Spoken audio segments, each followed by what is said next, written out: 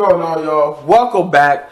Got for you a review for the season finale of Ms. Marvel, in which this episode is titled "No Normal," and that plays into this episode because it's basically about. I like the fact that No Normal plays into Kamala and some characters. They come to the terms with that. It's not going to be normal anymore. Especially since they know, certain people find out, who Kamala is, or that I should say she's got powers and stuff. And I like that. I like this, a lot of things in this episode. The series as a whole was kind of hit and miss. I didn't say it was the kind of. It kind of kept my interest. As you see, I didn't do many reviews for it. I actually had to, before doing this video, I had to go back and watch because I didn't see episode 4 or 5 or 6, obviously. And I had to go back and watch the last 2 episodes just to catch back up so I could watch this at one. But I have to say this was one of the better episodes. So, with that being said, I know I usually give a synopsis by now, but let's do it. Back in Jersey, Kamala finds Cameron and protects him and her friends from damage control, who will stop at nothing to take Cameron. So basically, this episode, this is weird because by the time, if you've seen all the episodes like I have, you know by now that pretty much, I guess you could say. You thought that the evil Jinn people would be like the main antagonists of the season, but somehow they went from being just, I guess they were partially the partial antagonist, and the other antagonist ended up being damage control, or at least a person from damage control. And I like how they tell of abuse of power and overstepping here, because they had the agent, they had a particular agent from damage control, while the other agent is telling the agent to stand back.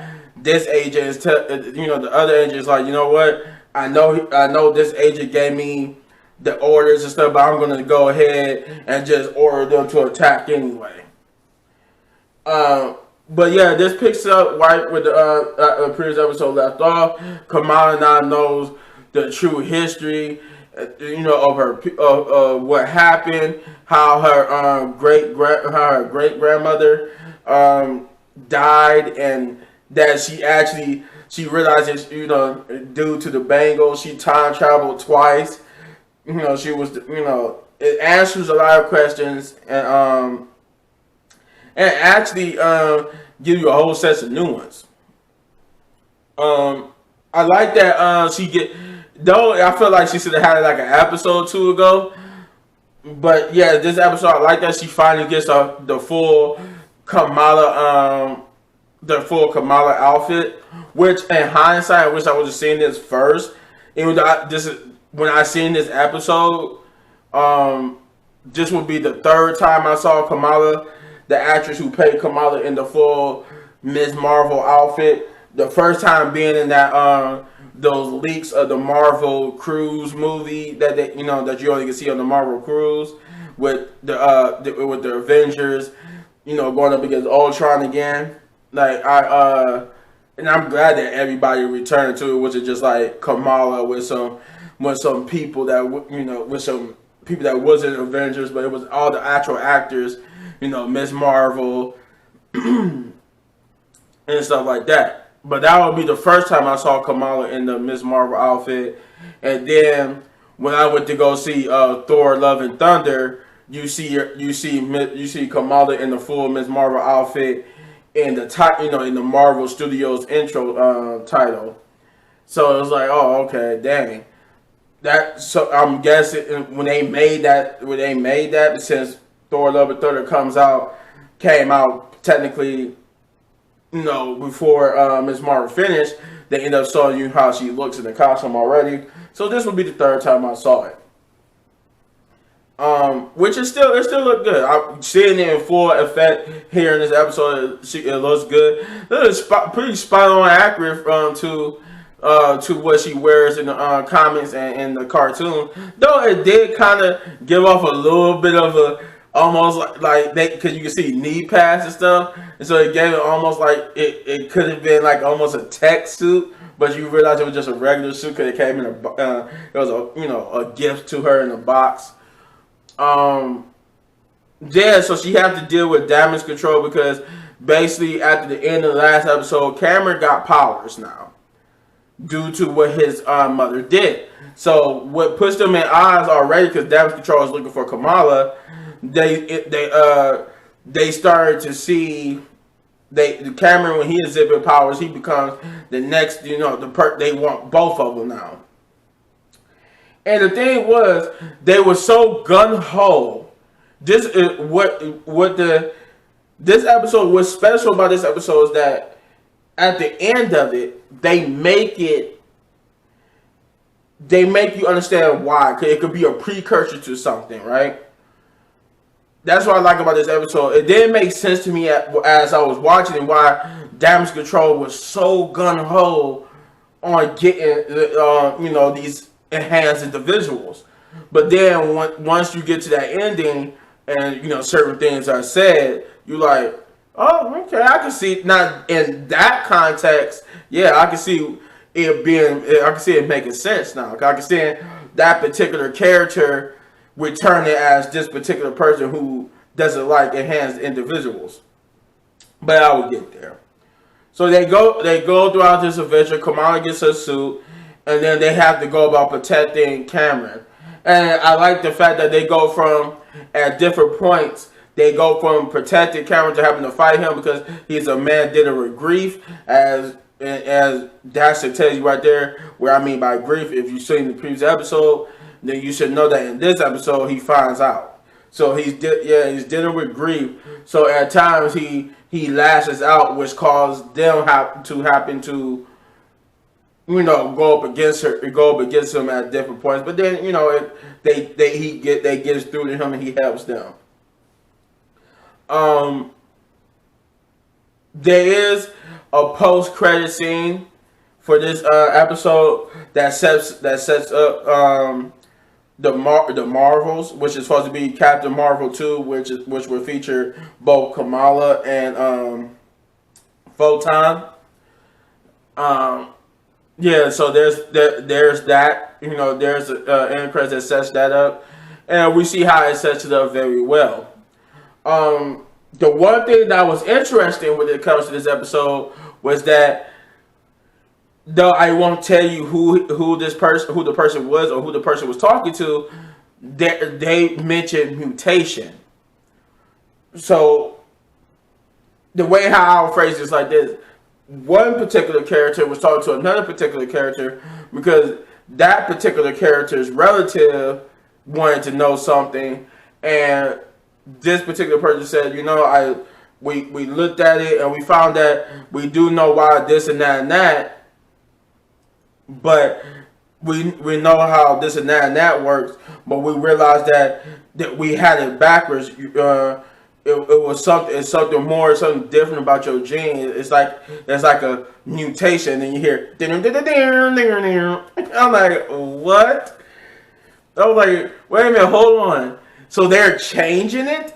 They changing it again? Now it's this and that?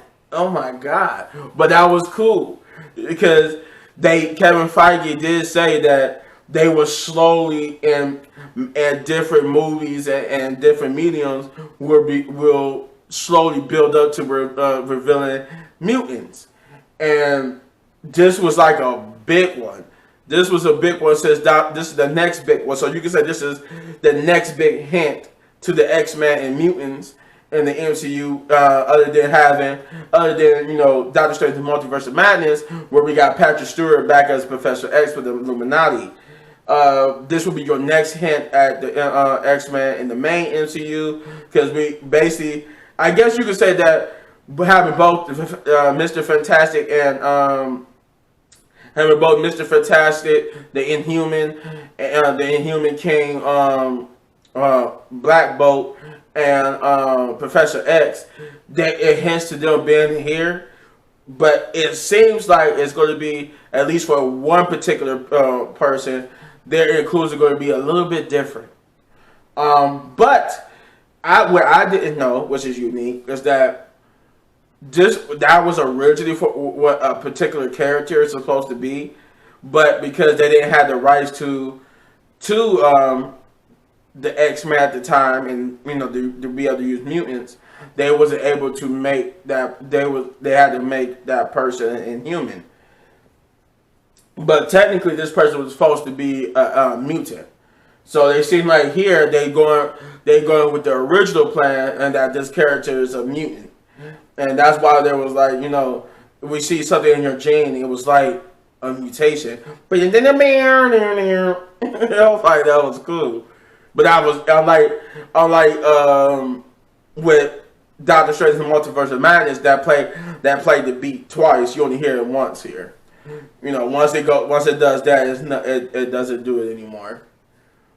But yeah, that's like, so when I say and then that along with the post credit scene, it makes for some big questions. And if you see in the post credit scene, you know what I mean. But for this episode, I'm going to give it an 8 out of 10. Because it was a good episode. It was one of the better episodes. But none of the episodes felt like there was a perfect 10. And none of the episodes felt like there was a 9 either. I don't know if I ever gave one of these episodes a 9. I had to look back, because I don't think I've done many reviews for on my channel at least. But I can tell you now, from the standpoint, none of these episodes, if I haven't, that's because none of these episodes has ever been like a 9 or a 10. At best, I would say the best they could be was an 8 or below. Yeah, I would tell you one thing. Had I I'll say one of these episodes probably would have got a 6 or a 7. But anyway. But this one gets an 8 out of 10 big ups. You let me know in the comments down below what you thought of No Normal, or the season finale of Ms. Marvel. And if you enjoyed this review, you hit this button right there in the upper right corner for all of my reviews. And if you enjoyed this review so much you want to support the channel, all you gotta do is hit that like, subscribe, share, hit that notification button, hit that thanks button, and hit that. I said that was supposed to be for. I should have did this for the thanks button, but hit that join button if you want to see me react to your favorite TV show when they come back on the air, or you might got some right now. And as always, hitting one of these videos for more of my amazing content. But don't go anywhere, because I got the Resident Evil Netflix series review coming up next. Peace out.